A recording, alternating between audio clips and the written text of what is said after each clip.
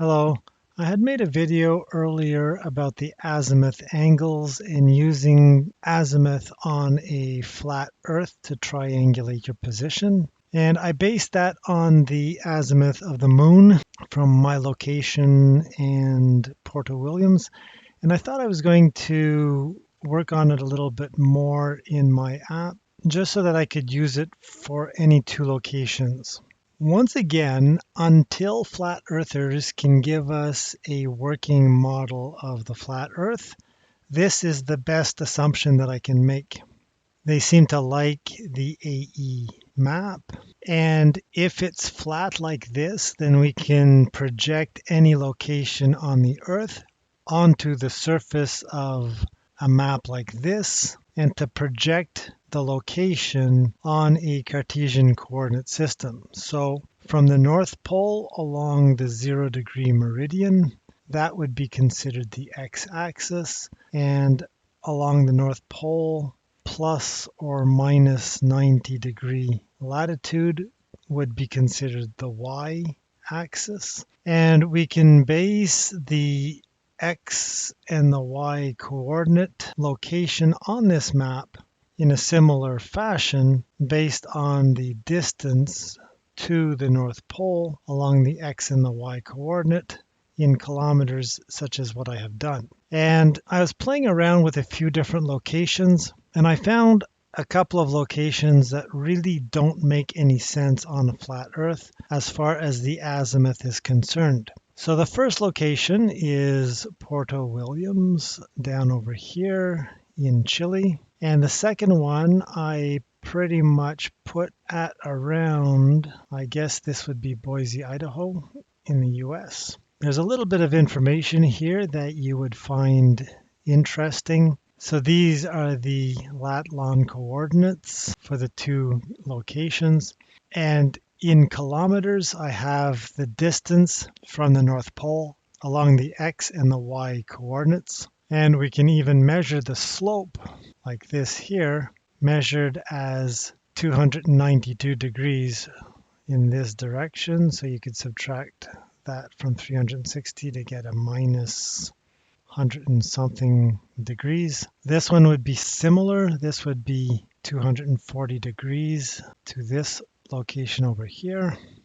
And for each of these locations, I calculate where the sun should be, and they happen to be the same lat-long coordinates for the GP where the sun is supposed to be for that given time. And then I also show the altitude and azimuth that are expected, and you can find that out fairly quickly by going, and this is -7, this is -8, so I have to go like that to get -71.22 and 354.21. So I'm a little bit off, but I'm within a degree. Now in this case, this is night and neither of these two locations can see the sun, so I'm going to change the time so that they can both see the sun somewhere in the sky, something like that. At this time for this day, in this time zone, this is where the sun should be on the Earth. The yellow line would represent the flat Earth azimuth. However, the white line represents the observable azimuth for the direction in which the sun is really observed. And so for the rest of this, I ignore the yellow line and I really look at the white lines. Based on the longitude, I normalize the camera angle to represent what it would look like from a bird's eye perspective of the entire Earth like this for each of these two locations. And then I derive the equation that will recreate the appropriate slope for each line. For example, just like this, if I were to choose the time of day that the sun is directly due north, like that, the azimuth is pretty much 0, but the normalized angle is 112 degrees like this. If I were to back up a little bit so that the normalized angle is 90 degrees, it should be like this. And the same is true for the other observation point. So based on this, I was able to start to triangulate the expected distance of the sun from each of the two observers strictly by using the azimuth angle. And as you can see in this case, for this time, someone in Porto Williams would be looking northeast, and somebody in Boise, Idaho would be looking southeast. And on a flat Earth, the sun does not intersect those two lines of sight. Slightly later in the day, someone looking northwest from Porto Williams and someone looking southeast from Boise should both be expected to see the sun over here if the Earth was flat. If we take a moment just to calculate the distance to the North Pole for each of these locations, we can use something like a triangle calculator, and we can do something like side 1 is 6137.06, side 2 is minus 14902.22, and the angle on the adjacent is 90 degrees. I need to provide a positive value, not a negative, and get rid of this one. So the total distance is 16,116.44 kilometers. If I divide that by 111.2 kilometers per degree, we get 144.932 degrees, and then subtract 90 from that, and we are at a latitude of 54.93 degrees south, which is what we would expect.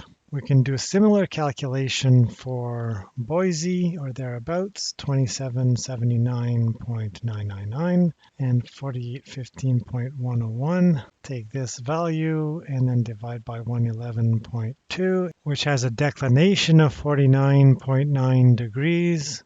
Subtract that from 90 and we get 40 degrees, which is our latitude. And finally, if this fits on a flat Earth like this, we can calculate the distance between these 2 points, and the expected distance is 13,463 kilometers.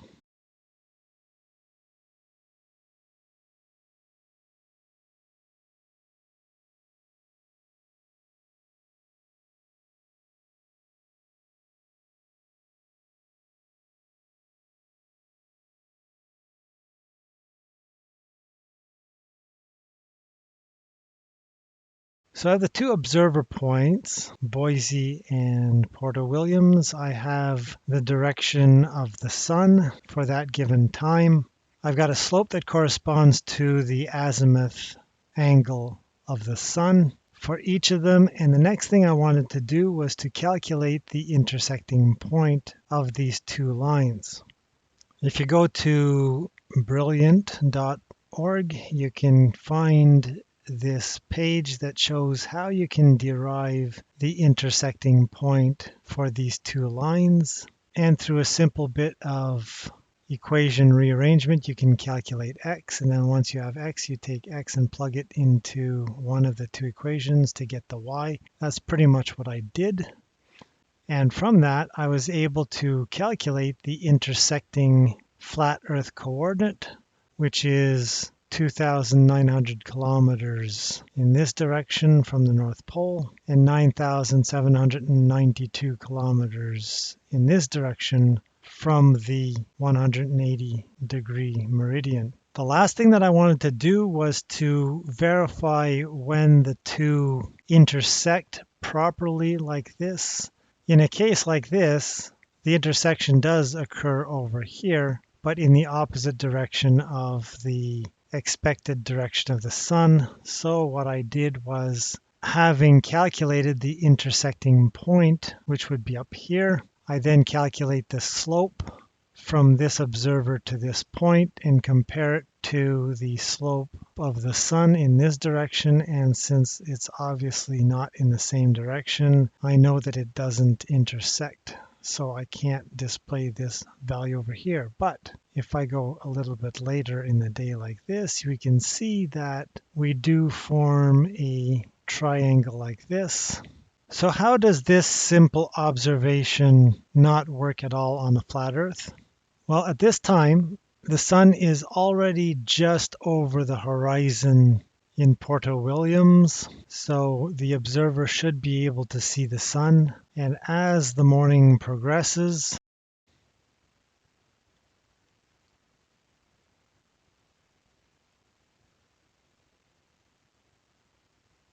at some point at the same time, the sun should be rising in Boise.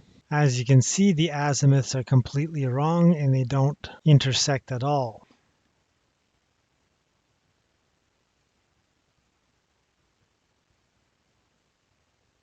Then at solar noon or thereabouts at Porto Williams, the direction of the sun at Boise is roughly parallel to the direction of the sun at Porto Williams. So the sun would have to be in two different places at the same time for this to be possible. At around 10:25 in the morning or thereabouts, the direction of the sun from Porto Williams should line up with Boise, Idaho, and yet we know that the sun is not directly above Boise at that point. And then as the morning progresses and as solar noon of Boise is reached, the sun should be almost twice the distance than it really is if you were to use the two azimuths to triangulate the sun's position on a flat Earth. And if we keep going, keep an eye on these numbers over here. You can see that if we use planar geometry to calculate the position of the sun between these two locations, the sun is rapidly moving millions of miles away from those two observers.